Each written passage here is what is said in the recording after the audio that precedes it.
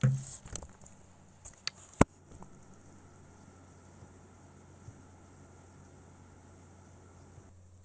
with that, I'll turn over to Tom Fenton, who will share with us today how we really design those classes to be very active and engaging.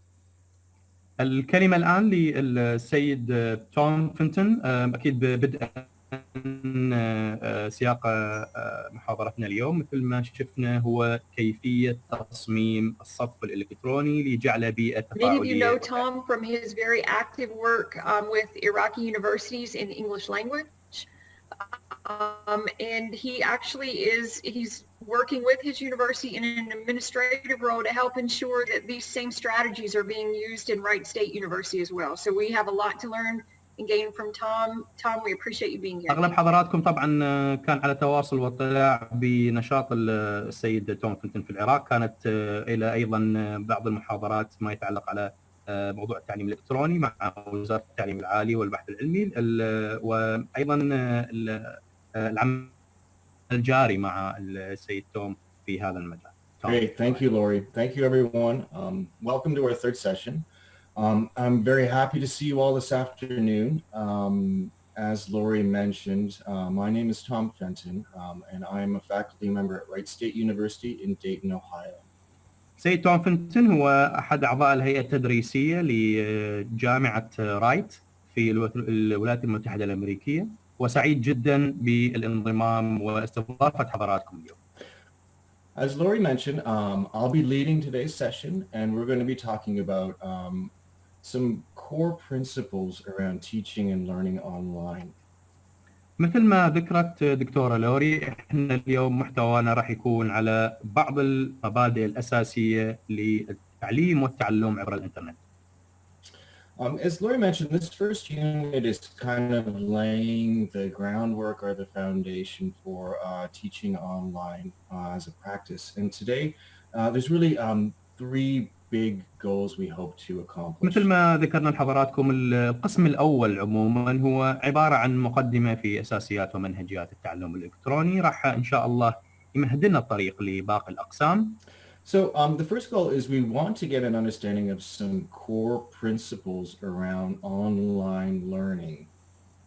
The second is we want to take those principles and have them help us with course design, designing our courses in a way that can really maximize our learners' engagement. And finally, we want to take all this information and help us lay the blueprints so that we know how to choose the right learning activities that match our learning goals.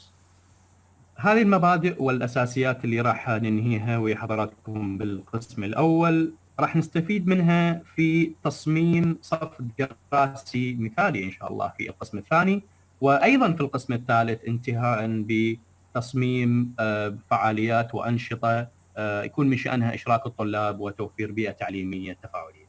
All right, let's get started. We're going to begin with a short poll just to get us warmed up.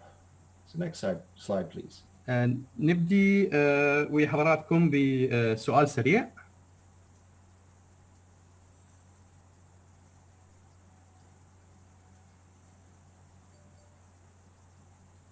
Okay, so there's a quick poll here just to get us warmed up. We're going to be using several polls throughout this session to try and model some engagement.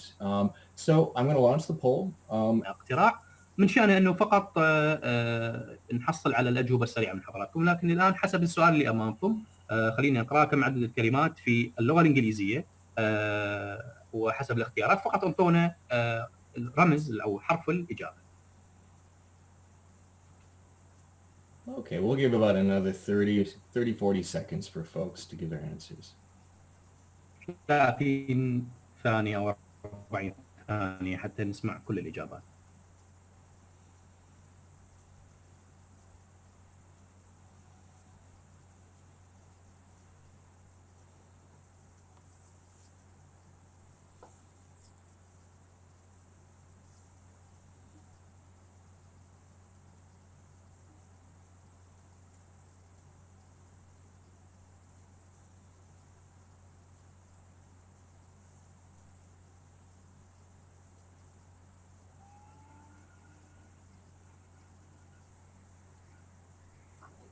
All right, we have about 70% of the votes are in. A few more moments, please. ناخذ كم ثانية بعد ويا حضراتكم.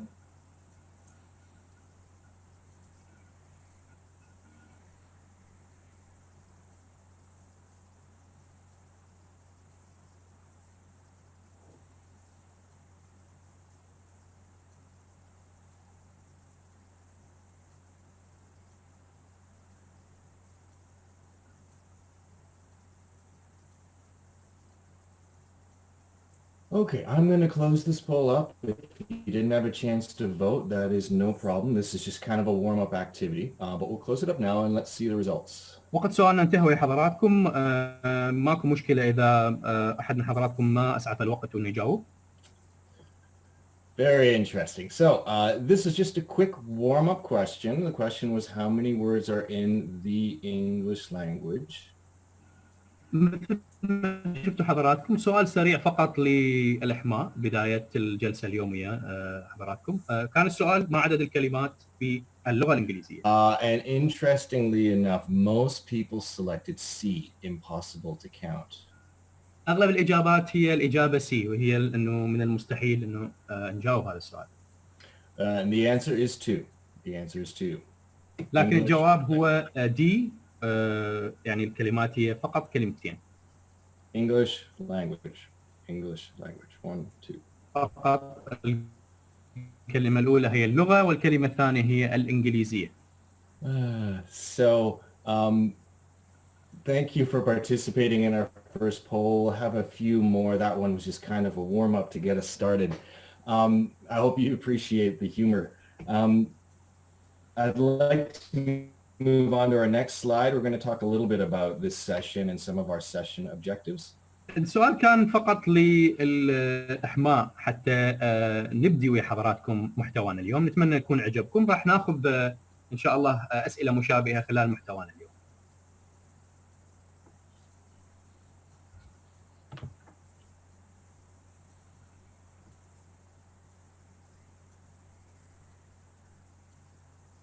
So on the next slide, we can see our session objectives, and there are 3. We'll be coming back to these objectives several times over this session. اللي أمام حضراتكم هي أهدافنا اليوم من هذه الجلسة. طبعا احنا راح نستمر نستعرض ونتطرق إلى هذه الأهداف خلال محتوانا اليوم. In this session, we really want to take a deep dive and understand what learning online looks like. راح تكون إن شاء الله من شأنها أنه تخدمنا حتى نطور فهم أفضل لمفهوم ومنهج التعلم والتعليم الإلكتروني. You will see that 2 of our objectives talk about learning objectives, and we'll find that learning objectives is actually one of the core principles to being an effective online instructor. إذا لاحظتوا حضراتكم احنا يعني هدفين اليوم تتمحور حول موضوع الأهداف التعليمية من تصميم الدرس. ما هي الأهداف التعليمية اللي احنا نريد طالب يحصل عليها من تصميم الدرس؟ هذا راح يكون محور اهتمامنا اليوم ويا حضرات. And so what we hope is that from today's session, we learn how to construct learning objectives that line up with our teaching, but also that will help us choose the right online learning activities. راح نتعلم شلون نقدر نبني أهداف تعليمية صحيحة طبعا تتماشى مع طريقة تدريسنا، وأيضا من شأنها أنه تخدم الطالب وتنقل المعلومة الصحيحة للطالب. So we're going to begin with the first objective, which is describe core principles of online pedagogy. بداية طبعا نبدي مع الهدف الأول من جلستنا اليوم، وهو كيف نوصل إلى وصف للمبادئ التربوية الأساسية للتعلم والتعليم عبر الإنترنت. Great. So if we move to the next slide, we can see there are 3 core principles we're going to look at today. اللي أمام حضراتكم الآن هي المبادئ الأساسية اللي راح نركز عليها في الهدف الأول. Right. So I know that in session one, Lori did discuss a little bit of the difference between asynchronous and synchronous teaching. مثل ما تذكرون حضراتكم دكتورة لوري في الجلسة الأولى تطرقت إلى بعض الملاحظات العامة حول التدريس غير المتزامن والتدريس المتزامن. Today we're going to dive down a little deeper into these two and look at reasons why you may choose one or the other. راح نتطرق إلى بعض التفاصيل الأكثر دقة حتى تتمكنون حضراتكم من الاختيار بين هذه النوعين. Second core principle is we're going to look at learning objectives themselves. We're going to understand what are their characteristics and very importantly, how can we categorize them. راح أيضا نتطرق إلى أهداف التعلم وراح ننظر إلى خصائص هذه الأهداف وبصورة أهم كيفية تصنيف تلك الأهداف. And finally, this is where the fun begins. We're going to look at how we can take this information and use it to help us decide what instructional activities are going to work the best. وطبعا انتهاء إلى موضوع تصميم الدورة الخاصة بحضراتكم راح يكون يعني كل المعلومات اللي حصلنا عليها من المقدمة ومن تحديد خصائص وتصنيف أهداف التعلم كلها إن شاء الله راح نستغلها في تصميم دورة ناجحة.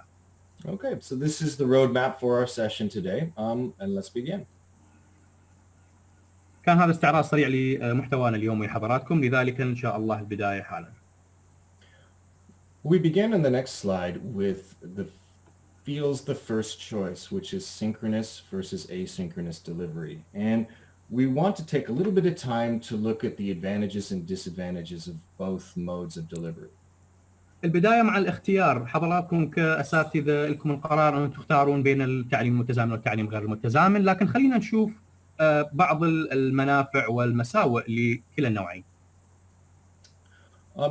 First, as we know, synchronous course delivery is where a class will meet live and the main modes of delivery are usually some form of video, audio interaction like we have today with Zoom.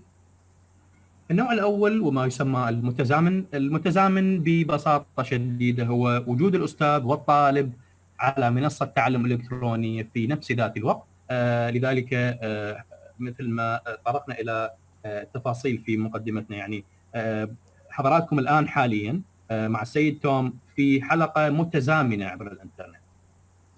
As we know, asynchronous course delivery is not live. It is where the course content is laid out over a period of time, usually a week, and students can access that content whenever they are able to. أما التعليم الغير متزامن وهو لا يشترط وجود الطالب مع الأستاذ في نفس الوقت على منصة تعلم إلكترونية وقد على سبيل المثال نحتاج إلى أسبوع أو أكثر لضمان إيصال المادة التعليمية للطالب. I'll let you know a secret. I don't think there's a choice. Honestly, as an instructor, I feel we need to use both. We need to use every opportunity we can. I believe that, but that is my decision to make, and I think every instructor needs to make their own choice based on their own situation. سيد توم شخصيا يعتقد انه يعني ما عندنا احنا اختيار صريح وصحيح ان صح التعبير بين التعليم المتزامن او التعليم الغير متزامن. يعتقد ايضا شخصيا انه المفروض يكون هنالك خليط وهنالك اختيار او توظيف لكلا الطريقتين في ايصال الماده الى الطلاب. Excellent. So it's very helpful, even if we want to blend them both, just to understand what are the pros and cons of each mode of delivery. لكن يهمنا اليوم أنه نتطرق إلى المساوئ والمنافع لكلا الطريقتين حتى يتسنى لحضراتكم الاختيار بين أحد الطريقتين أو دمجهم سوية في الصف الإلكتروني. All right. On the next slide, we have some summary of the benefits and disadvantages of synchronous delivery. which you can definitely review on your own. اللي أمام حضراتكم بعض الملاحظات العامة لتقديم المادة وإيصال المادة وإيصال الدورة التعليمية بالطريقة المتزامنة. اللي على يمين حضراتكم هو المساوئ إن صح التعبير، وعلى يسار حضراتكم هي منافع هذه الطريقة. But I would definitely highlight the one benefit a lot of people overemphasize is its similarity to traditional face-to-face courses. لكن الفائدة اللي قد يعني تخلي التعليم المتزامن هو الأكثر تفضيلا حول العالم، وهو أنه يكون شبيه جدا بالطريقة التقليدية من يكون الأستاذ موجود في الصف وحاضر وجها لوجه مع الطلاب. Many times as instructors we confuse our principle with our inclination and our desire to manage the learning environment. So can you say that again? I will. We in another way, as teachers, we confuse our instincts to manage the classroom, our desire to manage the classroom, with what might be the principles that will help us teach in the best way. لكن في بعض الأحيان والموضوع يعني قد يكون سبب اختيارنا فقط كأساتذة وكغريزة تعليمية خاصة بنا كأساتذة تسبب أن اختيار طريقة قد ما تكون هي الطريقة الأفضل والأصلح. طبعا نتكلم عن الاختيار بين المتزامن وغير المتزامن. Sorry, Ali, I won't get so deep next time. Oh, no problem. There was just a sound issue. So let me give you an example. One of the biggest concerns we have when going online is issues around, students attending the class, getting their homework done, cheating on tests, not participating. These are places where we feel in a synchronous setting we can really manage and address those problems. طبعا بعض الامور الجيده اللي قد يوفرنا اياها التعليم المتزامن هو ضمان انه احنا نقدر كاساتذه الى حد ما نتحقق من وجود الطلاب، نتحقق من عدم الغش في بعض الاسئله وبعض الواجبات، حضور الطلاب يكون واضح امام الاستاذ في التعليم المتزامن. I would also highlight one of the biggest disadvantages of synchronous course delivery is the third point, which is technological reliability. ايضا موضوع مهم جدا يوفر لنا اياه، وخاصيه مهمه جدا توفر لنا اياه يوفرها التعليم المتزامن، هو استغلال التكنولوجي واستغلال كل ما توفر لنا اياه التكنولوجيا من منافع لإسقاط مادة أفضل الغاز. I think we can appreciate the lack of connectivity and those issues, and so that might influence our decision to look at our second mode of course delivery, which is asynchronous. لكن مثل ما تعرفون حضراتكم، مثل ما ذكر أغلب حضراتكم، موضوع الاتصال بالإنترنت ومشاكل الاتصال بالإنترنت قد تحتم على الأستاذ وتلزم الأستاذ باختيار التعليم الغير متزامن. So if we have a look at the next slide, we can see a few points you can review, of course, in your own time. اللي أمام حضراتكم الآن يخص التعليم الغير متزامن.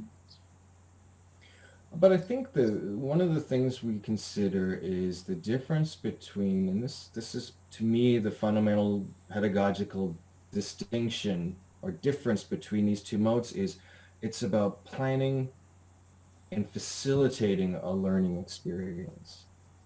إذا أردنا أنه نشخص الفرق فممكن نسميه الفرق التربوي والفرق على الأسس التربوية في تصميم والتخطيط والإعداد لكلا النوعين. Fantastic. Well, it's time to move to our next poll.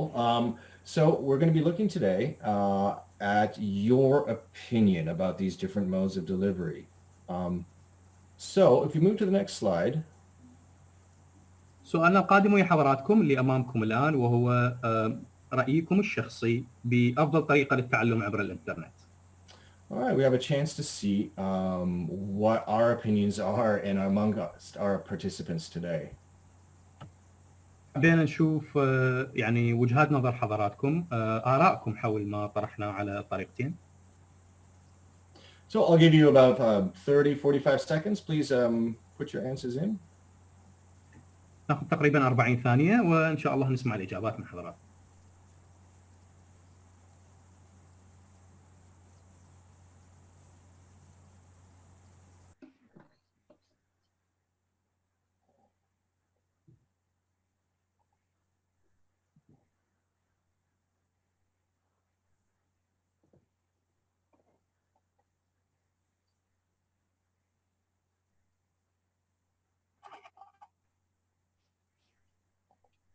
So some of you are putting your answers in the chat box. There should be a poll window open where you can select your answer.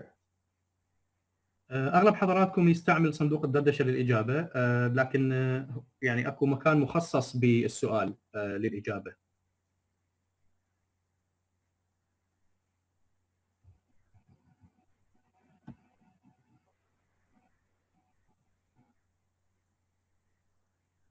Okay, we'll take a few more moments, but I think the results are pretty clear. ناخذ بعض الثواني الاضافيه حتى نسمع من حضراتكم.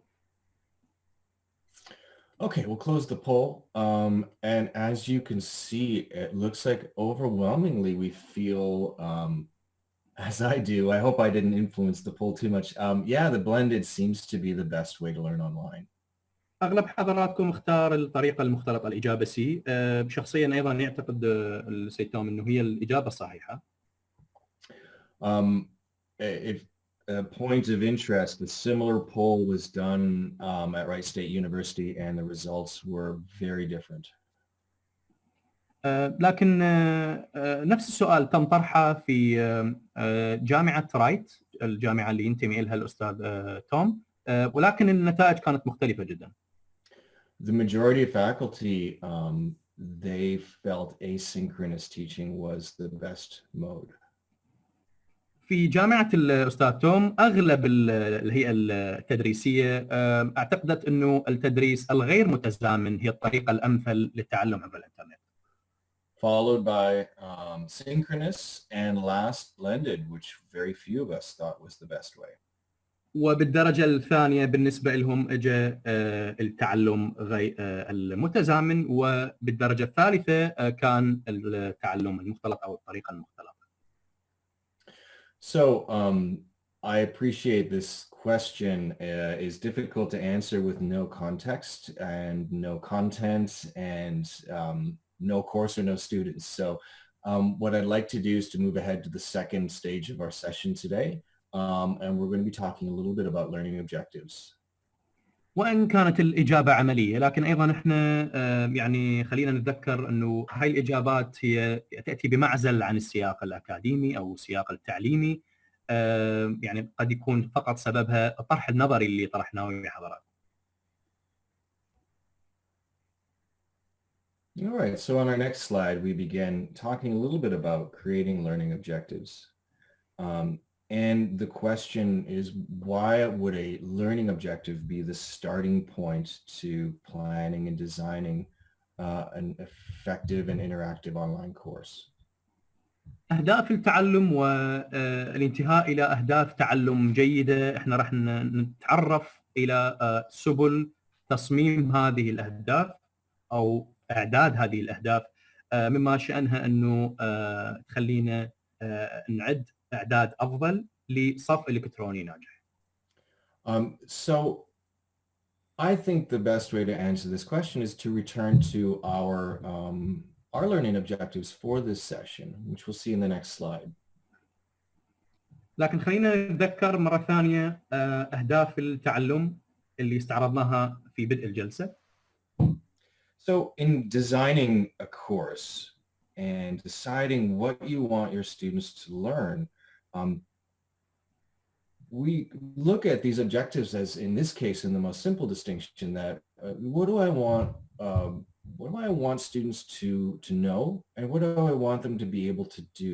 And what is also very important is that learning objectives will always have some, by the end of this module or lesson or class, you will be able to. اللي أمام حضراتكم مثل ما قلنا في بداية الجلسة هو الوصف العام اللي أو الأسئلة العامة أو الأفكار العامة اللي يتطرق لها أي أستاذ عندما يرغب في وضع اهداف للدوره اللي راح يخطط لها او الصف اللي راح يتم اعداده.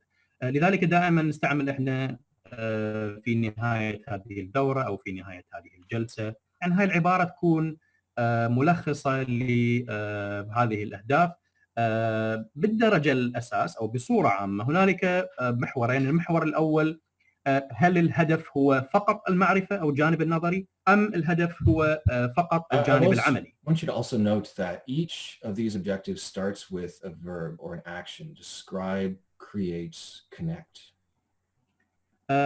نقدر يعني نلخص اللي ذكرناه بعض في سلسله تفكير او سلسله افكار، هي انه هل نقدر انه نوصف هذه الاهداف ومن ثم يتم اعدادها. Even though, despite the fact that I want students to know something, I will never use the word understand in a learning objective. For example, I will never use, by the end of the session, you will be able to understand core principles of online pedagogy. لكن بعض الملاحظات الواجب الانتباه لها انه حتى وان كان الهدف هو ايصال فهم للطالب او جعل الطالب يفهم الماده، احنا يعني من غير الموصى به ومن غير المحبب انه نستعمل الفعل بحد ذاته يفهم او فهم، يعني نتجنب انه نقول في نهايه هذه الحلقه سوف تتمكن من فهم الماده الفلانيه. So this is a kind of critical point, and I hope everything translates well. Ali, you're doing a fantastic job, but describe, I can measure. Understand, I cannot. As an instructor, if I have a learning objective where I want a student to understand something, that is not a measurable term.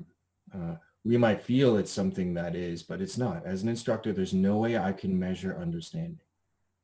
كأساتذة وانطلاقا من أسس التربوية بحتة، احنا ما نقدر نقيس بالمفاهيم القياسية أو حتى الإحصائية، ما نقدر نقيس الفهم، لكن نقدر نقيس إذا ما وصف الطالب المادة الفلانية أو قام بإعطاء وصف معين تم طلبه مننا.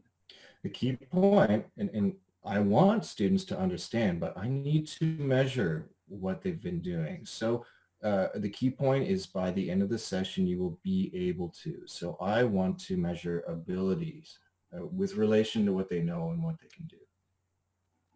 بالنهاية طبعا أكيد كأساتذة احنا نتمنى أنه يفهم الطالب المادة بالطريقة اللي مفروض يتم فهمها، لكن في نهاية الأمر أيضا احنا نريد نوفر بعض المقاييس، بعض الأمور اللي تمكننا من قياس الفهم. So this is a hard point. It's a critical one, but a hard point to get is that a learning objective needs to be measurable. Now, on the next slide, we can see some more characteristics of these learning objectives. طبعا نقطة محورية جدا صراحة، يعني الاختيار بين الفهم والقياس أو مثل ما أوضحنا لحضراتكم. أهداف التعلم مستمرة طبعا، لذلك اللي أمامكم الآن هي إكمالا لما بدأ. So there are three characteristics of a good learning objective. As I mentioned, it needs to be measurable. So if you have an objective that you want a learner to achieve, you have to know if they've achieved it or not. The second point is it has to be very specific. And the last point is it has to be learner-centered. This is also a hard point for many of us to understand and put into action. أهداف التعلم مثل ما تشوفون حضراتكم هنالك 3 معايير قابلة للقياس، بمعنى قابلة أنه ممكن تتحول إلى مفاهيم قياسية تعكس فهم الطالب. نعم احنا بالنهاية نريد يتم إيصال المادة إلى الطالب، لكن لازم تكون لازم يكون الهدف قابل للقياس من قبل الأستاذ، تكون محددة أيضا بالدرجة الثانية طبعا، وأيضا متمحورة حول المتعلم، بما معنى أنه الطالب هو محور هذا الهدف. So learner-centered means that learning objective, if we put it in measurable terms that are specific, it's going to tell us what is learned. It won't tell us what we are teaching towards that. لتوضيح الموضوع اكثر، لتوضيح هذه النقطه اكثر، والهدف الثالث احنا بنقول انه هي متمحوره حول المتعلم. راح تقدر توصف هذه الخاصيه ما تم تعلمه وليس ما تم تعليمه، لذلك هي تخدم الطالب وتعكس لنا مدى فهم والى اي مدى تعلم الطالب فعلا، ومو فقط تعكس ما تم تعليمه من قبل الأستاذ إلى الطالب. So if there's anything we can take away from the characteristics of the learning objectives, is that we want to start, our starting place is to create a very specific and measurable objective that will describe what a student will be able to do or how they will demonstrate what they know by the end. لذلك المعايير اللي امامنا هي معايير محوريه، يعني اذا ما ردنا انه ما هي المعايير الاساسيه اللي ما ممكن انه احنا نستغني عن واحده منها، فهي اللي امامنا. اولا قابله للقياس، تكون محدده وليست عامه، وتعكس لنا بالدرجه الثالثه ما تعلم الطالب وليس ما تم تعليمه فقط من قبل الاستاذ. So there are a few points about how these types of learning objectives benefit students and benefit teachers, but I would highlight the first point for teachers, which it makes it very easy to determine appropriate activities and methods. طبعا كثير من المحاور والافكار اللي نقدر نستخلصها ونستنتجها من الاهداف اللي سبقنا ذكرناها، لكن بصوره عامه على يمين حضراتكم اسفل يمين الشاشه اهداف التعلم اللي تمنح الطلبه بعض الفوائد. So let's go back to our objectives for this session and see if we can understand them a little more clearly with this information. خلينا نرجع إلى أهداف جلستنا اليوم اللي استعرضناها في بداية الجلسة، نشوف إذا ما صار عندنا حالا الآن فهم أفضل أو طورنا أفكار أكثر بخصوص هذه الأهداف. All right, so in the next slide, you can see we have our 3 objectives. مرة ثانية لأمام حضراتكم مرارا وتكرارا طبعا الأهداف لجلستنا اليوم. And we see the first one is, as we know, it's about knowing, but it is cognitive. That is, it relates to comprehension. الهدف الأول مثل ما تشوفون حضراتكم هو إعطاء وصف للمبادئ التربوية الأساسية. الهدف هو إدراكي بالدرجة الأساس، طبعا يتمحور حول مفهوم الفهم تحديدا، فهم الطالب للمادة. Now, I know that describe is a measurable term. I can create activities that will help me understand how well a student would understand these principles. الواجبات الوصفية أو المهام الوصفية اللي نطلبها من الطالب تكون قابلة للقياس، لذلك هذا اللي يخلينا مثل ما ذكرنا لحضراتكم قبل قليل تسميتها كمفهوم قابل للقياس. I can have students discuss or explain. I can have them write. I can provide tests, review, discussion. I'm so sorry, Ali. There's so many different ways that I can measure, describe. الطرق اللي ممكن أو المهام الوصفية، يعني شنو احنا ماذا نعني بالمهام الوصفية؟ هي الواجبات اللي تبدي بالفعل ناقش، الفعل أعطي وصفا، الفعل اشرح، كل هذه الواجبات قابلة للقياس، بالتالي طبعا تمكن الأستاذ من قياس فهم الطالب. They can also identify, they can recognize, they can restate, they can translate, they can define, they can list. I'll stop, but there are many ways I can measure. كثير من الطرق اللي ممكن تكون قابلة للقياس، وبالتالي طبعا تمكننا من قياس فهم الطالب، يعني عرف ما يلي وحتى ترجم ما يلي، وأيضا مثل ما ذكرنا ناقش واشرح. Now, our second and third, learning objectives, create and connect, are different. These are measuring what a learner can do. أما الأهداف الثانية والثالثة اللي أمام حضراتكم تختلف عن الهدف الأول، أنه الأساس يختلف لها، لذلك نشوف هي تتمحور حول ما يمكن للطالب عمله وفعله. When I use the term create, I can measure this outcome by projects and problems and case studies, plans, simulations.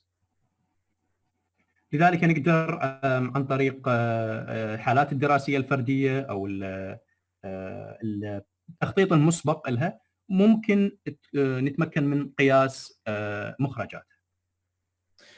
When I want students to connect, I can use problems, critical incidents, I can use diagrams, I can use experiments, inventories. ايضا ممكن نقدر نستعمل بعض التجارب التعليميه مع الطلاب، بعض انواع الجرد او المسوحات، ممكن بعض الاشكال التوضيحيه. A gold medal for you, Ali. Thank you. No problem. So what we're talking about here is different ways to measure different kinds of objectives. This is a few miles down the road from where we are right now. And there are lots of resources we can provide to you with regards to these different activities. راح نزود حضراتكم بمعلومات إضافية. احنا طبعا يعني فقط مقدمة للطرق اللي ممكن احنا نقيس من خلالها أهداف التعلم اللي وضعناها في بداية الدورة، أو اللي راح حضراتكم توضعوها في دوراتكم حتى تتمكنون من قياس مستوى الطلاب، لكن أيضا راح نزودكم بمعلومات ومصادر أخرى. The main point is a specific, measurable, learner-focused learning objective will be able to connect to a specific kind of activity that you can use to not only instruct but to measure understanding. لكن الآن النقطة المهمة، احنا لازم نعرف انه بعد ان حددنا هذه المهام الوصفية وحددنا ما هو ممكن قياسه، احنا لازم نترجمه الى الأنشطة الصفية او الأنشطة التعليمية. Okay, so at this point, we've covered a lot of material and a lot of ground, and I'd like to move to the next slide where we have a very short pause and reflect. This is just a chance for us to slow down, to take about, we'll take about a minute or so and just think about this question in terms of which is a higher order learning objective. You can put your answer in the chat box if you like, or you can just take a moment to absorb.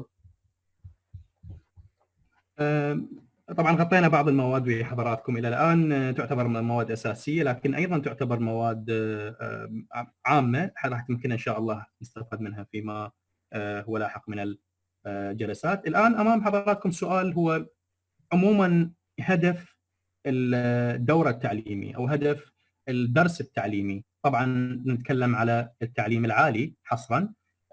نطلب من حضراتكم الإجابة في الدقائق المقبلة. طبعا أمامنا إجابتين A و B.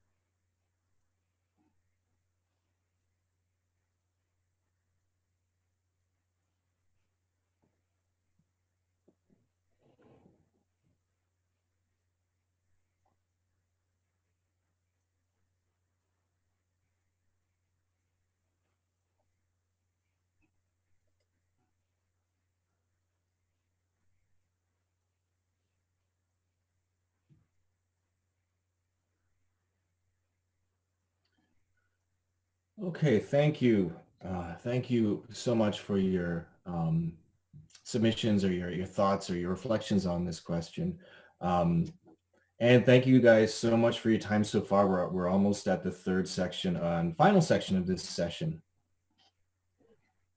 شكرا طبعا الجزيل مرة ثانية أكيد لوقت حضراتكم وجودكم اليوم ويانا وأيضا للإجابات نشوف الكثير من الإجابات من الحضور. I know some of this theory is challenging and it is theory. It's not truth. احنا طبعا للتذكير فقط مثل ما حضراتكم تعرفون احنا يعني لازلنا الآن في الجانب النظري من كل الدورة. But many of these principles have been very helpful for myself and for my colleagues. لكن طبيعة الحال يعني المبادئ اللي استعرضناها بالتحديد الأستاذ توم على مستوى الشخصي كانت مفيدة جدا له ولأغلب زملائه في جامعته. So one of the parts of this that is a bit challenging for me and for you as well as we look at this question, what is higher order learning? قد تكون هناك إجابة مثالية لكن يعني بطبيعة الحال احنا عموما هنالك إجابة للسؤال اللي أمامنا سواء كانت المعرفة فقط أم العمل فقط. Looking back, we know that there are different characteristics for learning objectives. We know that learning objectives should be measurable and specific and learner focused, but we also know that learning objectives reflect different kinds of outcomes within the learner. مثل ما طرقنا وحضراتكم أهداف التعلم تتمتع بخصائص محورية مثل ما شفنا قابلة للقياس وتكون محددة وأيضا تتمحور حول الطالب. لكن أيضا نحاول نشوف أنه هل لأهداف التعلم علاقة بالمخرجات اللي يعكسها الطالب. And so in answering the question, what is a higher order learning objective? It's not a question of what's a more difficult objective to attain. لذلك السؤال اللي أمامنا بطبيعة الحال هو ما يخص منه الأصعب ومنه الأسهل. The question becomes really what is a more engaging process? لكن بالتحديد يخص الجانب الأكثر إشراكاً للطالب. And so in our final part of our session today, we're going to be looking at categorizing learning objectives, and we're going to be using a very common and popular theory among instructional designers.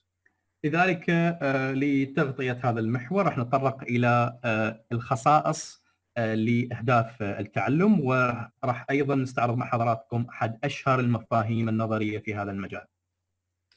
So on the following slide, we can see something called Bloom's taxonomy of learning objectives. Many of us are familiar with Bloom's taxonomy, and that's fantastic. اللي أمام حضراتكم مثل ما أغلب حضراتكم تعرفوا ما يسمى سواء كانت باللغة الإنجليزية أو العربية تصنيف بلوم أو بلوم taxonomy. It's very old. It has been challenged and it has been changed. طبعا عمر هذا التصنيف كبير جدا تعرض لكثير من الانتقادات وأيضا التغييرات. And for those who are not familiar, a Bloom's taxonomy is the idea that you need to kind of achieve certain basic levels, in this case, remembering or understanding, before you can move on to higher orders of engagement with knowledge and activity. للأخوة والزملاء اللي ما عندهم اطلاع لهذا التصنيف النظري ببساطة شديدة مثل ما الشكل يوحي أمامنا هو اشتراط وجود القاعدة وما فوق القاعدة من أمور إدراكية حتى بعدها نقدر أنه نتجه إلى قمة المثلث. بدون مثلا التذكر والفهم احنا ما راح نقدر ننطلق إلى أعلى المثلث. So the best way to get at this is by working with it. The next slide, we're going to go back again to our learning objectives for this session. ايضا اللي امام حضراتكم راح تكون اهداف التعلم. طبعا احنا فقط للتذكير، اعتقد فاتني الفت نظر حضراتكم، احنا لاغراض يعني بدنا نعيدها مرارا وتكرارا مع حضراتكم، هي فقط لاغراض التوضيح. And so remember that each of these objectives is different. They function according to what we want the learners to know and what we want them to do. بطبيعة الحال راح تختلف من أستاذ إلى آخر أو من مادة إلى أخرى حسب الأهداف الخاصة بنا كأساتذة وما متوقع من الطالب أن يتعلم. So the following slide we have a question. لذلك مرة ثانية أو للمرة الثالثة راح ناخذ أيضا سؤال. And we have a poll to engage you with this question. So you will be asked which of the following best categorizes each of these learning activities. There are 3 questions for this poll. Do your best with each of them. Please put your answer in the poll box and not the chat box. المطلوب من حضراتكم الآن هو الربط بين الأهداف اللي على يمين حضراتكم والتصنيف اللي على يساركم، تصنيف بلو. وممكن يا ريت يعني نسمع الإجابات في صندوق الدردشة، أو راح ناخذ أيضا سؤال ويكون مخصص هناك مساحة للجواب.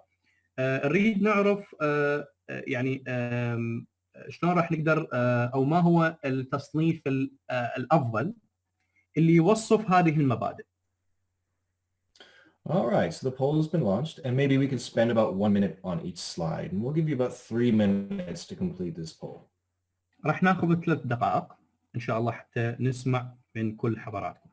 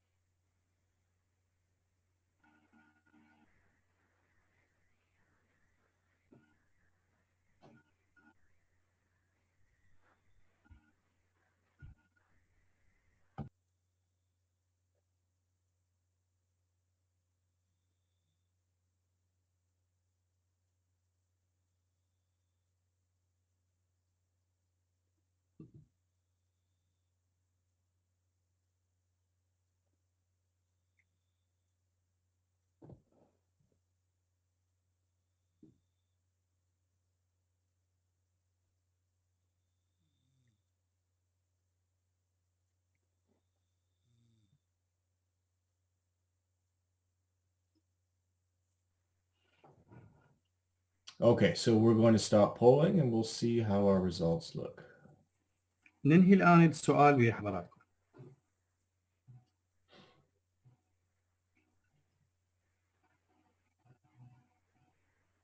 Okay, so if we can move to slide 17.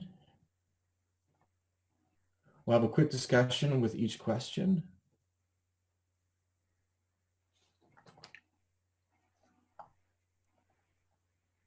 And then move ahead. I know our time is running short and I don't want to keep anyone over time if we can help it. So this key verb here is describe. And we want to know where describe goes. Describe, as we discussed, is a measurable term related to knowledge. And I think anyone who chose A or B is in the right area of the taxonomy or the categories. بصورة عامة الإجابات اللي كانت هي A أو إذا كانت B فعموما هي في منطقة الإجابة الصحيحة. And moving to the next slide, create. Creating on the taxonomy is very high. It's actually the highest order. And this is in a newer version of this taxonomy. In fact, an older version had synthesis and evaluation on the top. طبعا إنشاء أهداف التعلم أو كتابة أهداف التعلم من البداية، يعني إذا تلاحظون حضراتكم أعلى المثلث رأس المثلث هو الابتكار، لكن إحنا استعاضينا بكلمة إنشاء يعني لملائمتها للجانب التعليمي. احنا بس حبينا ننوه انه يعد الأعلى أو أعلى مستوى في تصنيف بلوم. I'm very happy only 22 people chose D. To you 22, I'm very sorry. احنا خلينا هاي الإجابة يعني حتى للأخوة اللي فعلا بدأ المحتوى قد يكون يعني يسبب له صداع، لكن العدد قليل يعني نعتذر من حضراتكم، لكن شيء جيد ان العدد قليل. It is debatable, but I would say that A or B, you would be closer to the correct category for creating.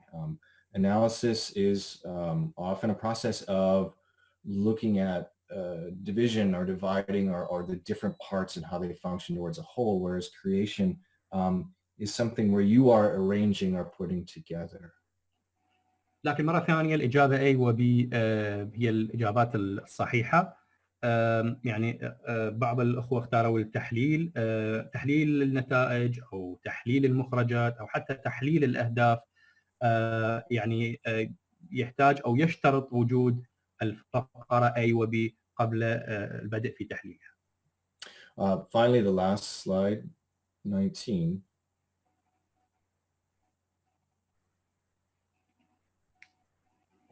And again, I appreciate the fact that many terms are lost in translation, and there are a lot of very specific meanings to these English terms.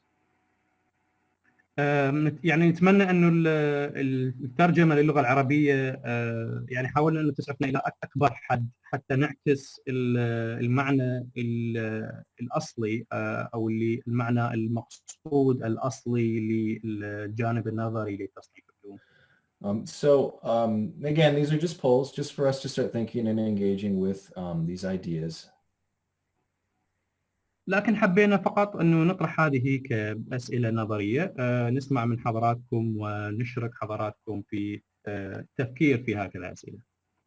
And so connecting is definitely something that would involve some application, but I also believe it involves analyzing and evaluating. So definitely C, B, and A, you're getting closer to the right category for that. للأخوة اللي اختاروا التطبيق وهو الاختيار سي، بطبيعة الحال طبعا هذا ما احنا راح ننتهي إلى أو نمر به حتى ننتهي إلى تصميم هدف تعلم ومن ثم تصميم أنشطة هذا التعلم. So we're going to move to kind of the final points in terms of categories, but I think the main takeaway is that when you're developing a learning objective, to know your objective is going to measure what a student might know or what they might do. And in that doing, are they going to be applying knowledge or analyzing something, synthesizing, creating. لكن اللي يهمنا ويا حضراتكم من الطرح اللي سبق السؤال وحتى السؤال هو التذكر دائما ومرارا وتكرارا انه احنا لازم نصمم هدف تعلم قابل للقياس. لازم نقدر نقيس ما متوقع من الطالب، هل متوقع من الطالب الفهم فقط وام متوقع من الطالب تطبيق بعض المبادئ والعمل فعلا في على سبيل المثال مختبر معين راح يقدر يبتكر شيء او يقدر يحلل شيء ومن ثم تطبيقه. That knowledge is understanding your learning objectives is critical to designing an effective and engaging learning experience. لذلك مهم جدا بالنسبة لنا كأساتذة أنه نفهم طبيعة الهدف التعليمي قبل أنه نصمم دورة تعليمية ما حتى نقدر بالتالي نقيس مخرجات هذه الدورة. Okay, so here's where the fun begins on the next slide. Go ahead, Ali. طبعا اللي امام حضراتكم احنا شويه يعني نعتبره هو الجانب المرح في محتوانا اليوم. So this graphic, I hope it represents well, has been very helpful for myself in my own instruction. But it's just a way to reform or rephrase Bloom's taxonomy of educational objectives in a way that helps with setting up your course. اللي امام حضراتكم هو تصنيف معدل تعديل بسيط على مستوى حتى على مستوى المصطلحات. نتمنى انه الان يلخص ما سبق ان ذكرناه كجانب نظري لتصنيف بلوم.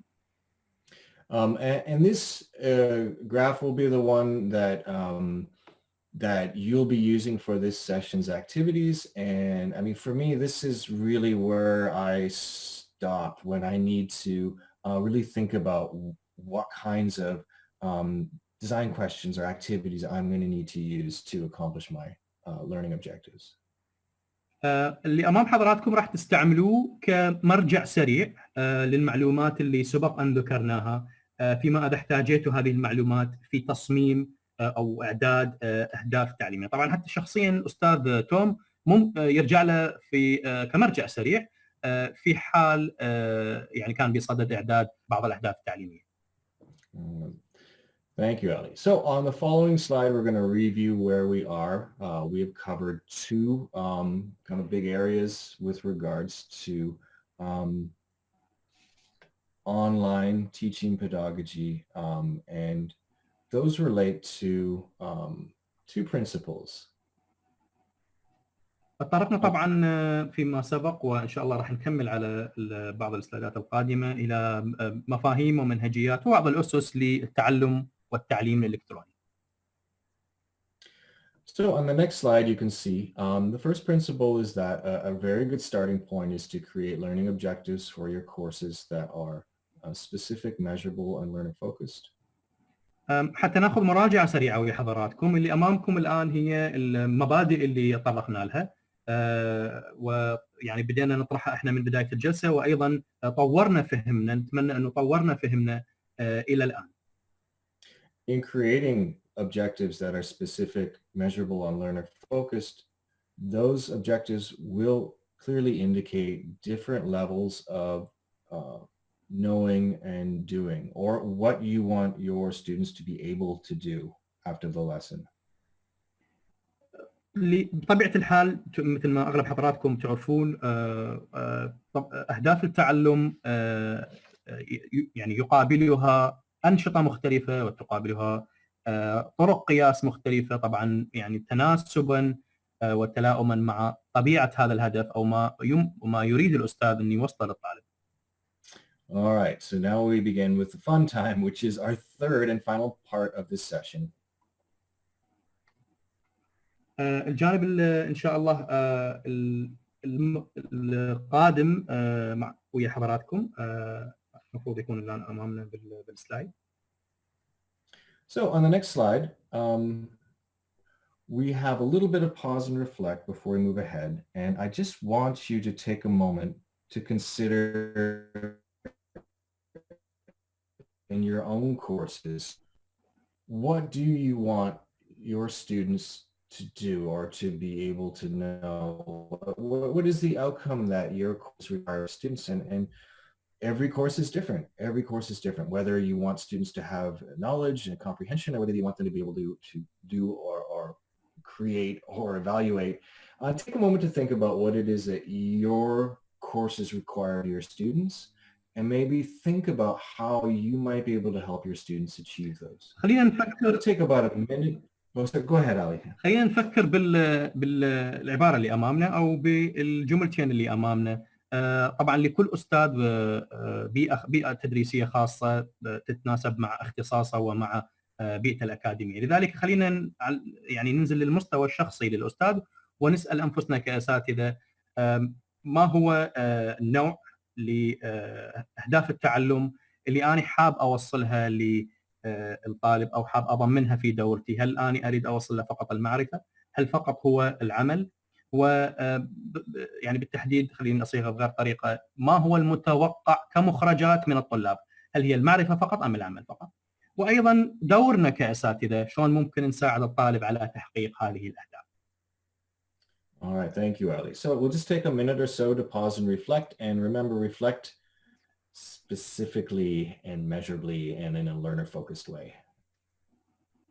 ناخذ دقيقة أو ممكن شوي أكثر من دقيقة، لكن يعني خلي إجاباتكم تكون يعني داخل سياقاتكم التعليمية والأكاديمية حصرا، وشلون ممكن يعني تنطونا بعض الأمثلة لإجابة ما أمامكم من استفسار.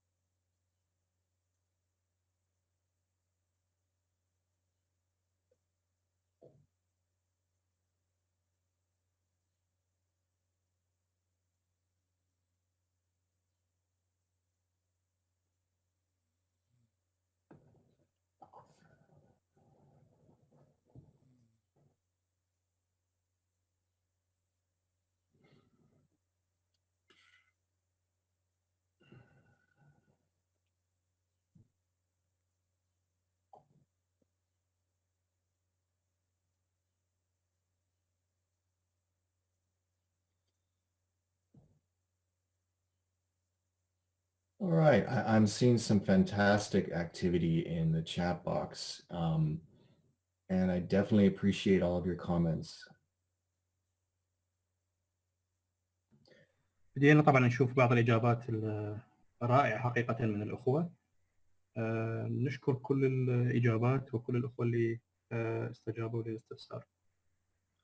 And it's something that I appreciate if we consider this theory of categories of learning objectives is that I can't get my students to do anything unless I help them know something first. So first is know and then do.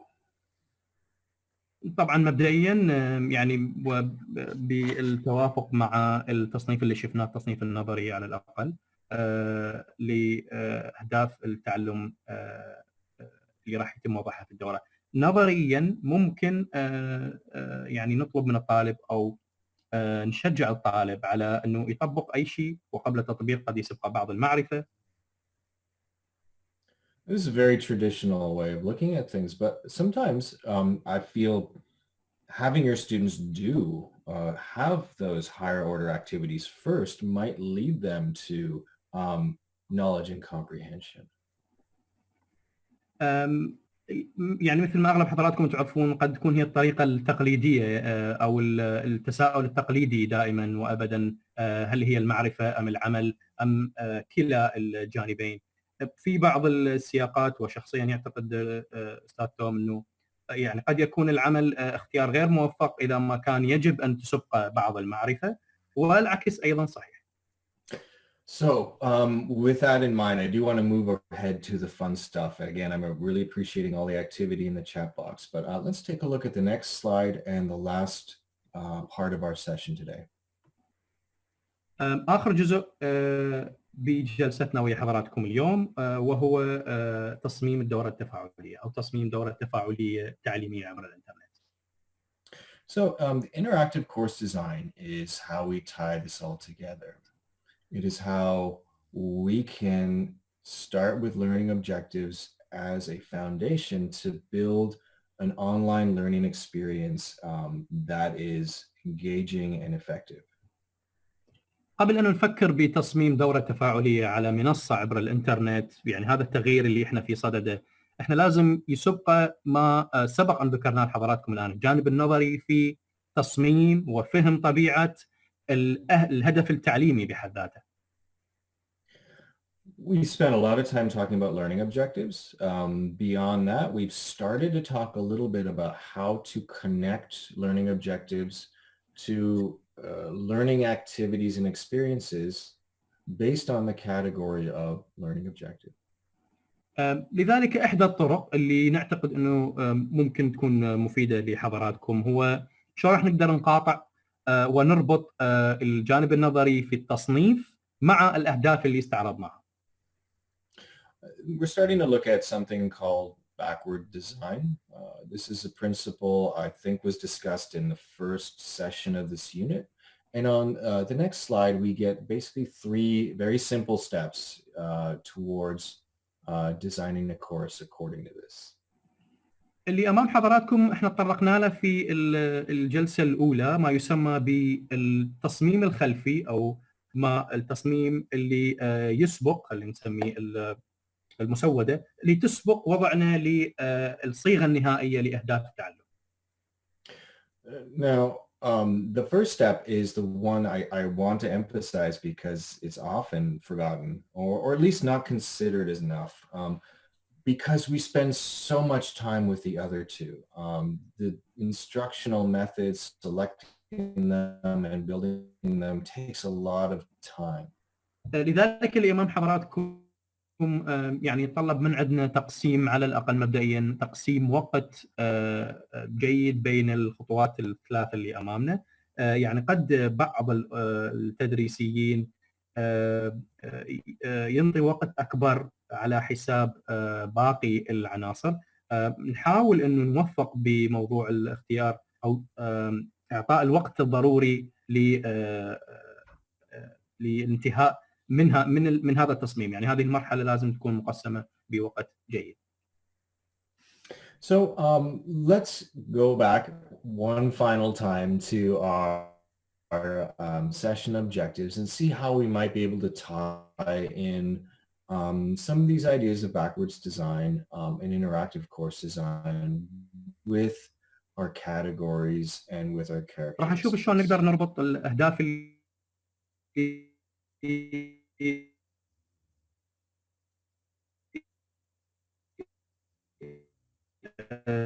يعني استعرضناها مرارا وتكرارا اليوم ويا حضراتكم شلون ممكن نربطها. I've made them as specific, measurable, and learner focused as I can.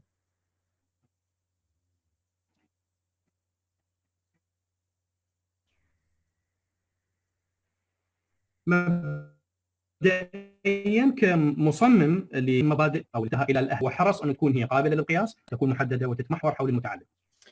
In the next slide, I am going to connect my objectives to the category that best describes it. الان ايضا كاستاذ راح ينتقل الى المرحله الاتيه، راح يحاول يربط الاهداف اللي تم وضعها بالتصانيف او الجانب النظري، التصنيف اللي استعرضناه ويا حضراتكم. Now, in the next slide, I'm going to use those categories to help me build activities and learning experiences. لذلك احنا اللي يهمنا انه من هذا الربط شلون راح ننتهي الى انشطه صفيه فعليه هي من شانها انه توفر لنا اشراك الى الطالب، تكون تثير فضول الطالب. So in the sessions and units to come, I know we're going to be working with many different specific strategies and specific resources and tools to create these activities. طبعا احنا الى الان يعني المثال اللي نستعرضه ويا حضراتكم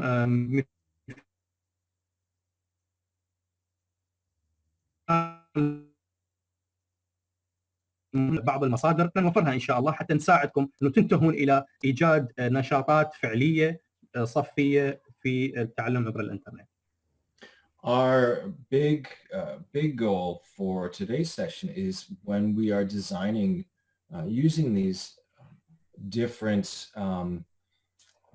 platforms, different tools to design our courses, that we're using these very clear interactive principles to help us design the best possible learning experience. إذا اللي يهمنا اليوم إنه إحنا في حال يعني رغبنا في إعداد أهداف لأهداف تعليمية لصف عبر الإنترنت، لازم نتذكر يعني هذا الجانب النظري البسيط اللي دائما يسعفنا ويخلينا على الطريق الصحيح. So the following slide is a summary of interactive course design, 3 principles that can help us.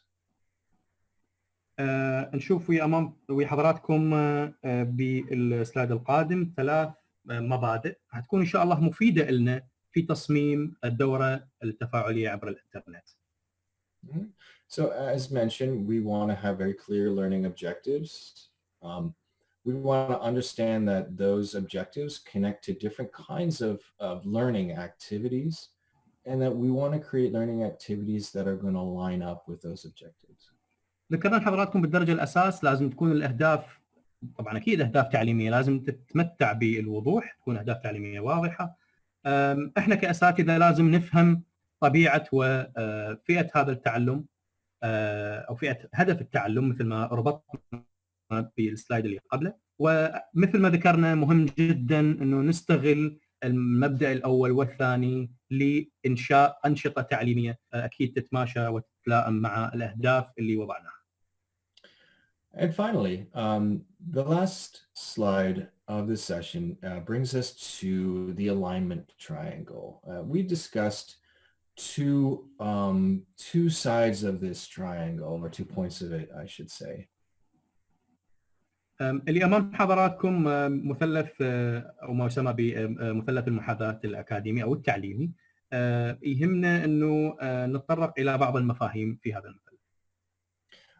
Assessment is a piece that will come up later on in this program, but I just would like to say that if all of these 3 points are in alignment, then you will have an effective course. And if one of them is off, then that's where we see difficulties.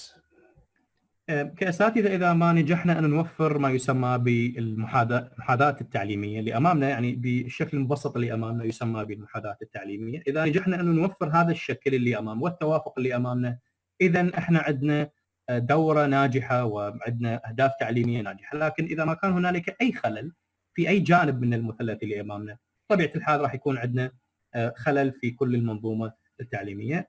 وأيضا ذكر الأستاذ توم أنه راح نتطرق بصورة أعمق إلى موضوع التقييم لاحقا إن شاء الله. Great, thank you, Ali. The final slide is just some key takeaways from this session.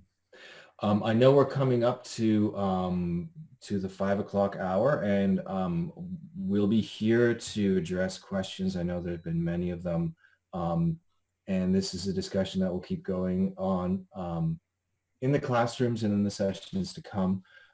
And so we'll move to questions and comments, and I'm going to turn this over to Ali, and I'm here to help with questions as well. And I just wanted to really thank you all for attending the session and for participating in this program.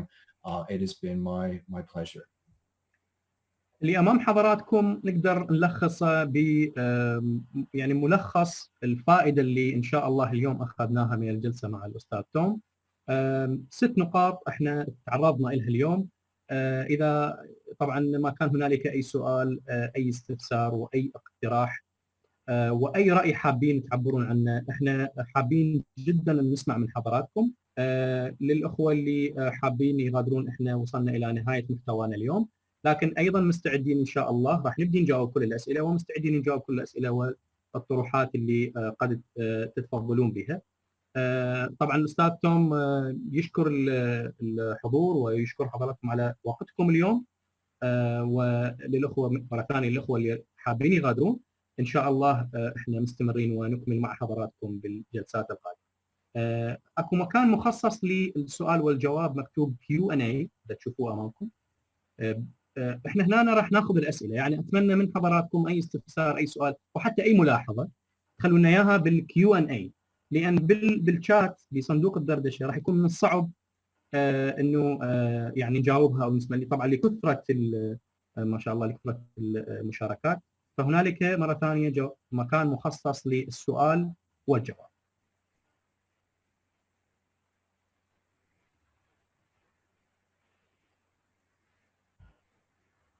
Hi, Tom and Ali. This is Stanley from IRIX. Tom, there is a question about homework assignments, what the homework assignment is. Oh, great. That would be the what's next slide. So I don't know if that can be shared. There's an activity worksheet which will be emailed, and we'll also be hopefully making it into each university's Google Classroom. And الأخوة سأل عن no, that's it. Please do. أحد الأخوة سأل على الواجب المنزلي للمشاركين لحضراتكم. احنا مرة ثانية نذكر انه كل المحتوى وايضا الواجب المنزلي راح يتم ارساله الى منصة جوجل كلاس روم على صفكم الخاص على جوجل كلاس روم. فالمفروض تلقوها يعني ان شاء الله موجودة متوفرة. Right. So basically this activity is something where you can try to complete all those 3 steps we just talked about. So create one learning objective, make it measurable, specific, and student focused, connect it to a category, and we've included the Bloom's taxonomy for educational objectives right there. And then describe briefly an activity you think would align with that particular objective and category. اللي امام حضراتكم اتمنى الكل يعني يقدرون يشوفوها هي ورقة العمل او النشاط اللي خاص بالواجب المنزلي. ببساطة احنا راح نطلب من حضراتكم انه تكملوا لنا اياها طبعا ما يتلائم بيئتكم التعليمية. مبدئيا احنا نطلب كتابة او انشاء هدف تعليمي واحد. طبعا مرة ثانية أذكر تكون الأهداف قابلة للقياس، تكون محددة وتتمحور حول الطالب. وإذا تشوفون أيضا إنه إحنا لازم نربط مثل ما ربطنا وياكم، نربط التصنيف مع هذا الهدف، وإحنا راح نستخدم تصنيف بلوم حتى يساعد حضراتكم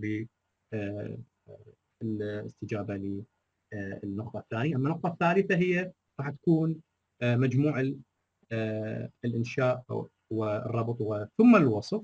توصفون النشاطات، ومثل ما ذكرنا مرحلة مهمة جدا، ما هي النشاطات الفعلية اللي راح توفروها وتتلائم مع هذا التصنيف، توفروها في صفوفكم الرقمية.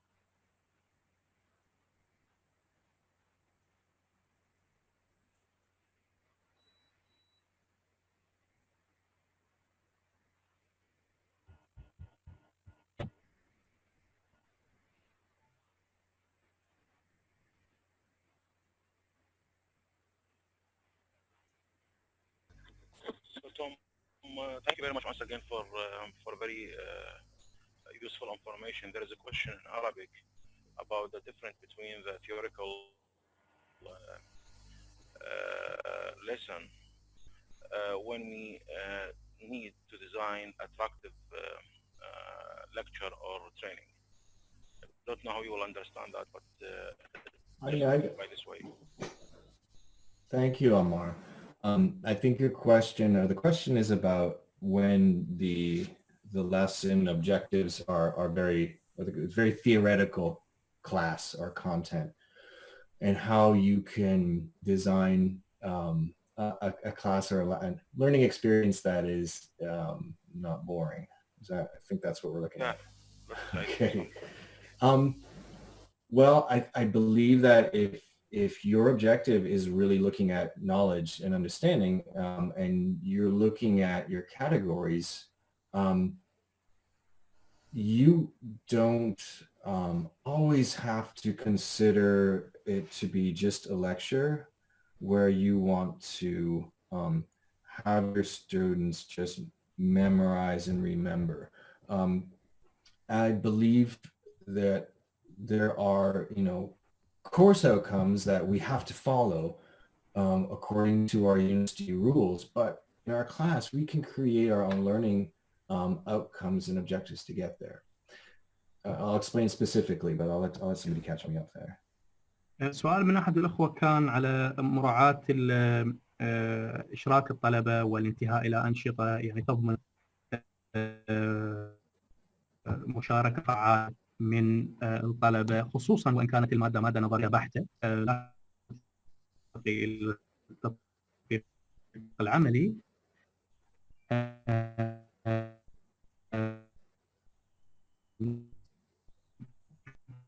أنها تواجه أغلب إذا كان أكد أنه قاطعنا الأنشطة مع التصانيف اللي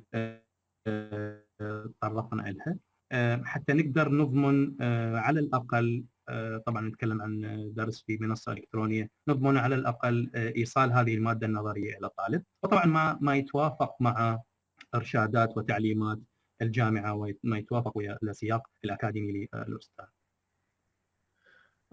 In another way to look at this practically, if you have a very theoretical course and you have very theoretical lectures you're used to delivering, when you're teaching online, it is possible to divide your lecture up into smaller pieces and include higher order activities that involve applying or analyzing or evaluating in between those different sections. قد ممكن نستفاد من أعتقد المحتوى اللي استعرضناه لحضراتكم في الجلسة السابقة، استراتيجية التقسيم، ما سمينا باستراتيجية تقسيم المادة على سبيل المثال إلى 10 دقائق، قد يكون تقسيم وقتي وقد يكون محتوى المادة نفسها. ممكن نطلب من طبعا نتكلم عن مادة نظرية بحتة، ممكن نطلب من الطالب أن يحلل أو يناقش المادة اللي تم تقسيمها، يعني لتحقيق أهداف التعلم المعدة مسبقا. Thank you, Tom. There's another question, Tom. It is from Mr. Saman. He asking about depend on what measurements the pedagogical methods could be chosen. Measurements. So if I understand the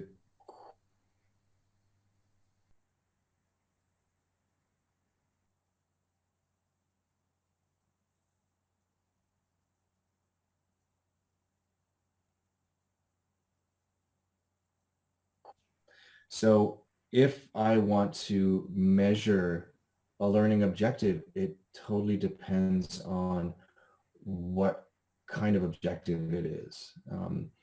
And that question I could answer in another 90-minute session on assessment. But for today, I think we're just focused on the general principle. Great question, by the way.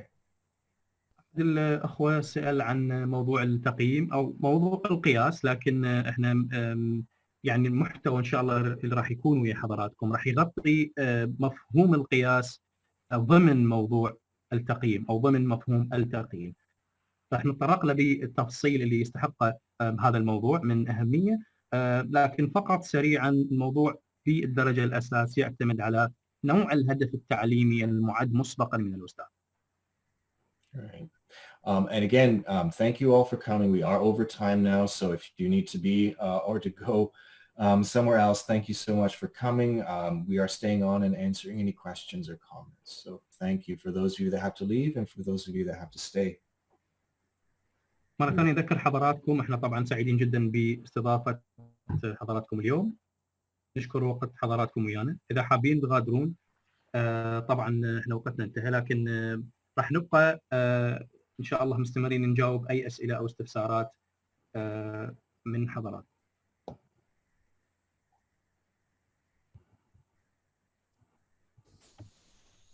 Tom, there is one of our guests. He's interested to learn more about the reason that make your faculty member in university prefer the blended method. You remember the session? I'm happy I got that question because I did see that in the chat box and it made me smile. Please understand that most of the faculty at Wright State don't have very much experience teaching online, and they were asked this question very early on in our journey when we started teaching online very quickly. And so I don't know why, but my idea is most chose asynchronous because they felt it would be easier as teachers. سؤال من أحد الأخوة معرفة سبب اختيار الهيئة التدريسية في جامعة رايت، هي الجامعة اللي ينتمي إلى الأستاذ توم. الهيئة التدريسية، السؤال اللي طرحناه على حضراتكم الاختيار بين التدريس المتزامن والتدريس غير المتزامن أو الطريقة المختلطة، شفنا انه ذكر الاستاذ توم انه الهيئه التدريسيه اختارت المختلط او الغير متزامن عفوا، ثم المختلط، ثم المتزامن اتى في الدرجه الاساسيه. يعتقد السيد توم انه يعني سبب هذه النتائج هو عدم امتلاك الهيئه التدريسيه في جامعه رايت الى الخبره في التعلم الالكتروني في ذلك الوقت، في الوقت اللي تم طرح به السؤال. يعني كان ايضا في بدايه الازمه وضروره الانتقال الى التعليم الالكتروني. لذلك عكس يعني خلفيتهم ما يتعلق بالتعلم الالكتروني آنذاك. قد تكون اختلفت الان، لكن فقط للاشاره الى وقت طرح السؤال. I should add too that that survey was a very smaller. It wasn't the entire group of faculty. It was a kind of a small focus group, and those that felt asynchronous were easy. I think they found out they were wrong. It's not easier. سيد توم ايضا حب يضيف يعني حقيقه طرح السؤال كان على نطاق ضيق في الجامعه، ما كان على نطاق الجامعه ككل.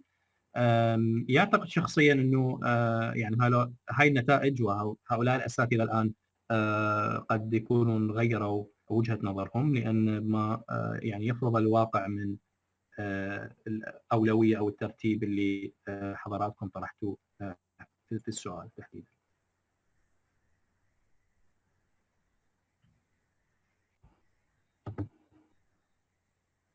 Tom,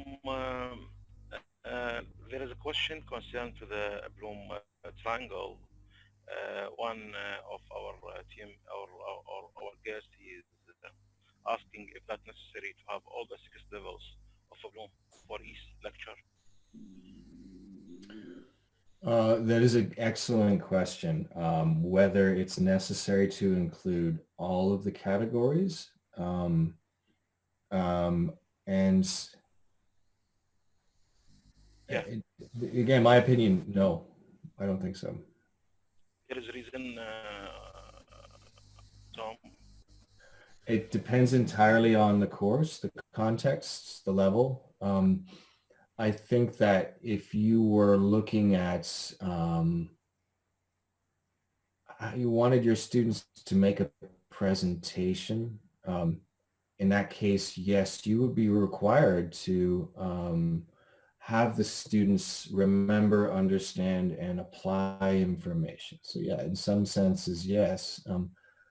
However, there are other situations where you need your students just to understand theory, and so they would need to remember and understand it. So it really depends on what your objectives are. سؤال من أحد الأخوة على إمكانية أو هل من الضروري اعتماد كل المستويات الستة اللي استعرضناها مع حضراتكم في التصنيف؟ يعتقد السيد توم أنه يعني هذا راح لا توجد إجابة صريحة وواضحة لهذا السؤال، ويعتقد أنه سؤال جيد صراحة، لأن هذا الموضوع يعتمد اعتماد كلي على السياق الأكاديمي والتعليمي للأستاذ وطبيعة المادة الأكاديمية والعلمية، وحتى طريقة التدريس والأهداف اللي يحددها الأستاذ ويعدها مسبقا.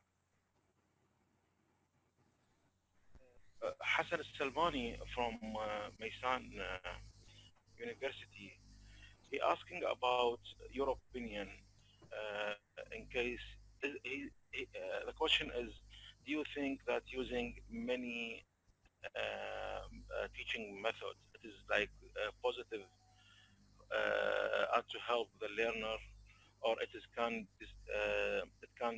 be difficult for them to keep them focused during the lesson? That's a great question. Thank you for asking that. This is just my opinion too. I think that online learning can be really challenging for students, especially if the teachers using a lot of different tools to present that. So I do feel that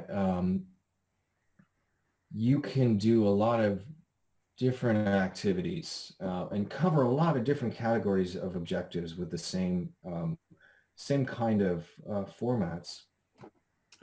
So variety is good, but the learning experience also has to be not confusing for the student.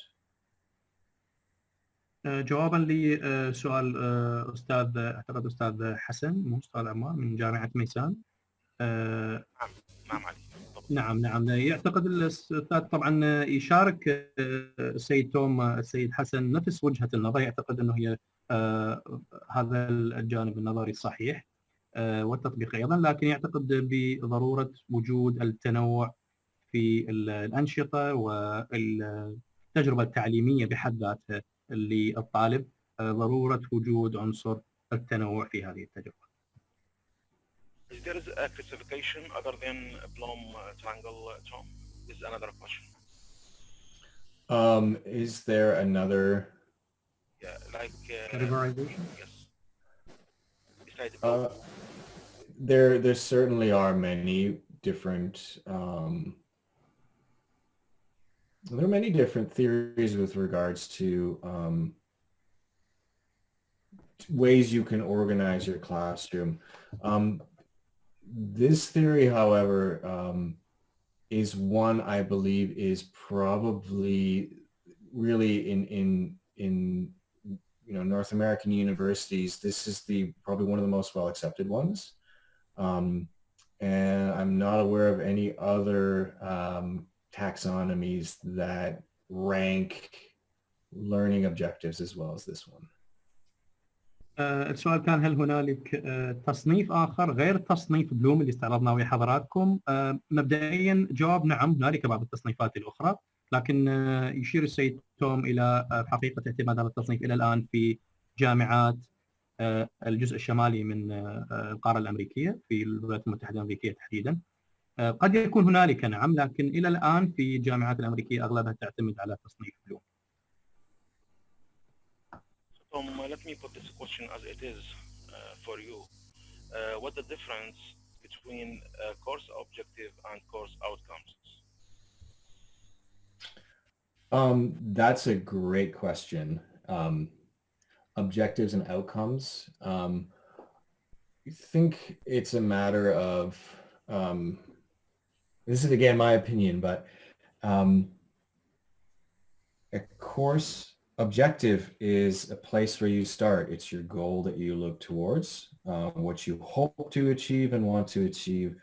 And a course outcome is what happens on the other side of that. What are the results? So it could be just a semantic difference. You're looking at, goal and results. And many times they're the same thing. سؤال من أحد الأخوة حول الاختلاف على الأقل نظريا بين الهدف التعليمي والمخرجات التعليمية.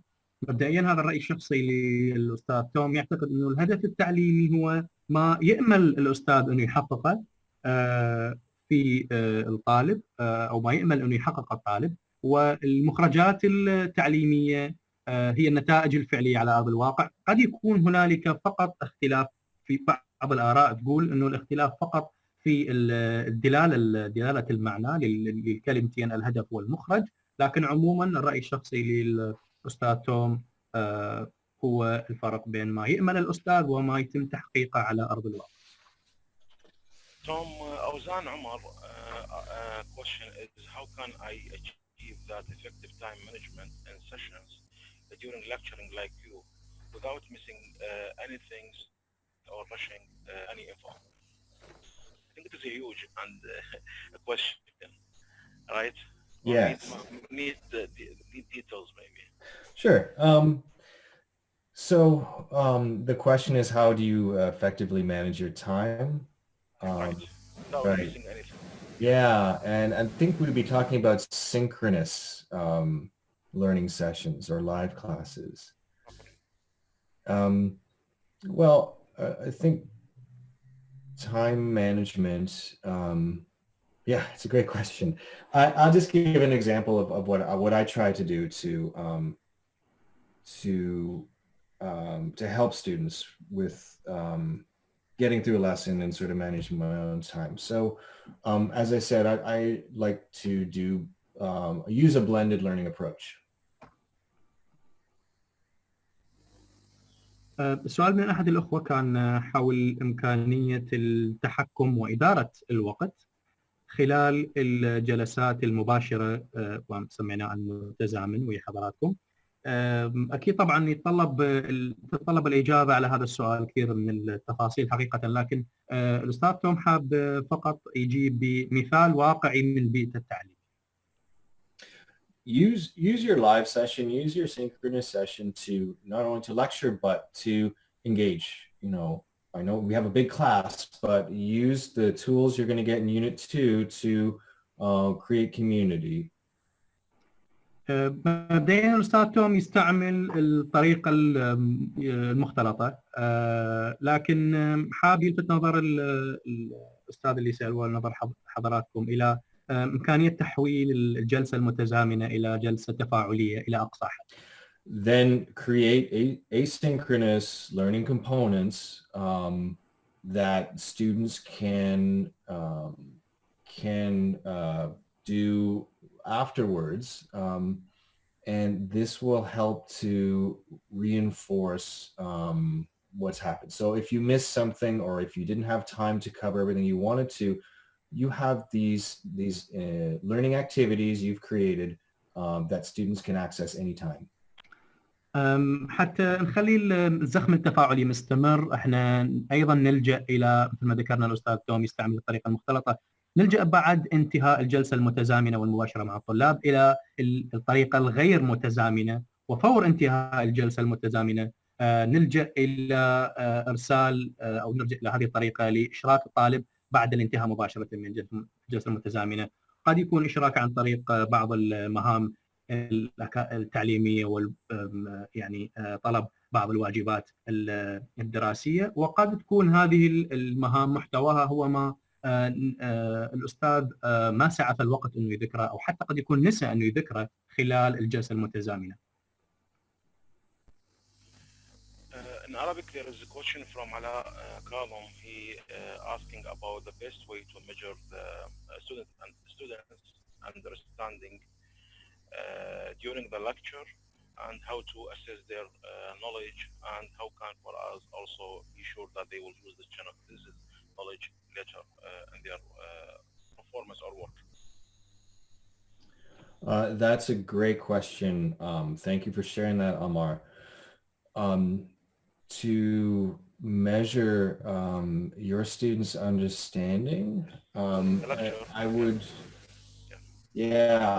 would make sure that you use objectives that aren't about understanding, but they're about how well students can identify or name concepts, whether they describe or define, have them do some higher order work with those concepts, which is to have discussions or summarize them or explain them, and just move your way up the learning objective categories.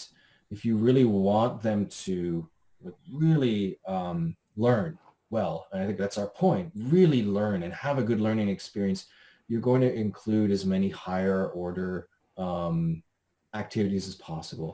So have them do some form of creation or evaluation or analyzing would really help.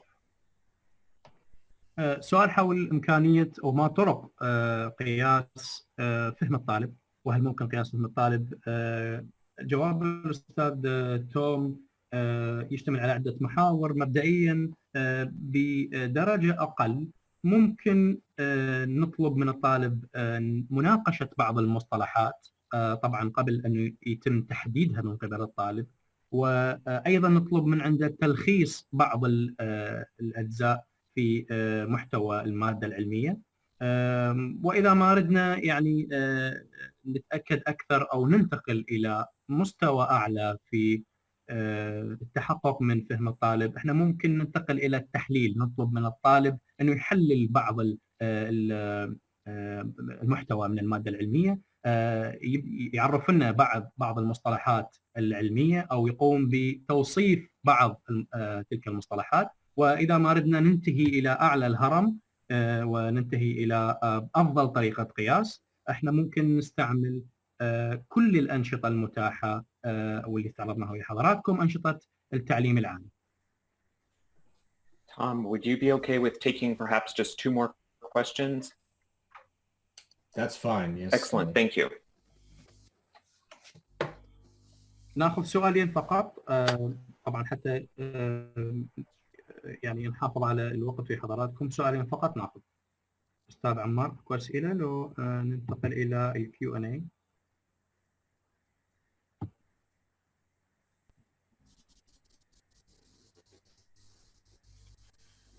Sorry, Tom, I disconnected now. I come back. If you hear me. Yes. استاذ عمار عفوا راح ناخذ سؤالين كان لي ذكر واخر سؤالين راح ناخذها ونختم ان شاء الله. شكرا جزيلا بارك الله فيك. So there is again a question about the homework, Tom. They need to again just to remind them about the homework. If you can. Okay. So there's 3 parts to your homework assignment, and it's an activity worksheet. And so this is a worksheet that's going to help you create a learning objective, connect it to a meaningful interactive learning activity, and then create, or at least think about some kind of activity that would work. So step 1, choose a class you are teaching or are planning to teach, and think about one learning objective you want your students to accomplish. للأخوة اللي سألوا على الواجب المنزلي، احنا عرضنا قبل قليل ما يسمى بورقة عمل النشاط، وإن شاء الله راح يتم إرساله إلى مثل ما ذكرنا إلى صفوفكم على جوجل كلاس روم. مبدئيا احنا نطلب من حضراتكم الاستجابة ل3 فقرات. مبدئيا بدرجة الأساس كتابة هدف تعليمي واحد، ومثل ما ذكرنا تكون الأهداف نتذكر تكون قابلة للقياس وتكون محددة، ما تكون أهداف عامة، وتكون أيضا تتمحور حول الطالب. بعد أنه كتبنا هذا الهدف التعليمي لازم نربط هذا الهدف مثل ما سوينا مع التصنيف، وإحنا استخدمنا تصنيف بلوم، ونشوف أي تصانيف تتلائم وتتوافق مع هذا الهدف. راح نطلبها بالفقرة الثانية من الورقة. والفقرة الثالثة أو السؤال الثالث هو شلون ممكن أيضا باستخدام تصنيف بلوم شلون راح نقدر ننتهي إلى نشاط فعلي في الصف الإلكتروني من شأنه أنه يشرك الطالب ويوفر له بيئة تعليمية تفاعلية. So use the taxonomy, use the graph on the activity worksheet to help you. If it makes sense, use one of those words one of those action words to build your objective. طبيعة الحال طبعا يعني حضراتكم ممكن تستعملون التفاصيل اللي أعتقد تقدرون تشوفوها تحت العناوين في المثلث. هذا المثلث راح يكون طبعا موجود في ورقة العمل. ممكن تستعملون اللغة تحديدا الموجودة في المثلث أو لغة شبيهة لها أو أي شيء خاص بسياقكم التعليمي. Make sure that number 2, that you connect your objective to the category. And if we look, there are 6 categories to choose from. أعتقد أنا يمكن سبقت الأستاذ توم بالتعليق عليها. Tom, I went ahead a little bit and I explained the whole thing. Sure. Okay, cool. All right. So the last section is, this is where you create, right? You need to create, connect, and describe. But what would an activity look like that would match your objective and your category of learning? مرة ثانية نركز على فقرة الأنشطة، يعني نريد توصيف دقيق جدا من حضراتكم ما هي هذه الأنشطة بالتحديد اللي راح يعني توجد الأهداف، اللي راح تجعل الأهداف حقيقة على أرض الواقع، الأهداف اللي حددتوها حضراتكم. Tom, as Stanley requesting, and we really don't want to go away from 2 minutes. There is a question, the last one, it's from Nadia Ali. She asking, her question is, do I need to put the learning objective for each session, or do I provide it for the entire course? For the homework? No, she asking in general about the learning objective. If that is for each session, she should design it, or for the whole course. Yeah, so that's a great question, and I am trying to find the answer to that as well. What I have been trained to do is that your course will need global learning objectives, so very big ones, and it's hard to make those measurable. And also, each session needs its own learning objectives as well. أستاذ عمار، إذا تسمح السؤال أنا ما سمعته، ممكن يعني بالعربي حتى بس أنا أربط مع الإجابة. شكرا علي. السؤال كان علي هو هل يجب تصميم الأهداف التعليمية لكل درس أو هو للكورس يعني بشكل العام؟ نعم واضح عاشت إيدك. مثل ما تفضل أستاذ عمار، السؤال يعتقد أستاذ توم سؤال مهم جدا. يعني احنا ايضا راح نستمر نجاوب هكذا اسئله، لكن الان يعتقد الاستاذ توم انه احنا بصوره عامه تكون اهدافنا عامه. يعني جواب للسؤال بصوره عامه، عند وضع الاهداف التعليميه احنا نراعي الشموليه، يعني ما تكون فقط مقتصره على يعني سياق معين. وايضا اشار الى اهميه انه لكل جلسه قد تكون لها اهداف التعلم خاص بها، فيعني الموضوع يتصف بالحساسيه للسياق التعليمي والاكاديمي.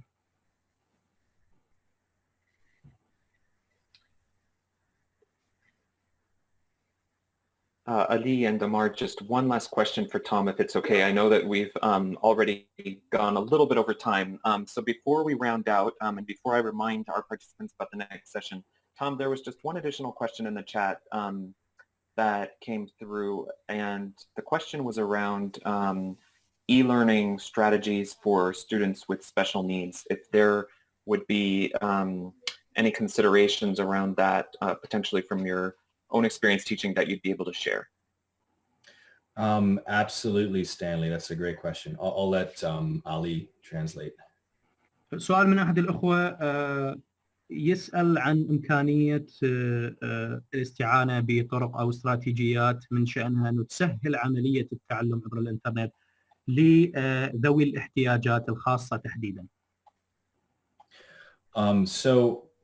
In fact, as I've learned a lot about recently, in the United States, there are laws which indicate lots of rules we need to follow to make online courses accessible to learners with special needs.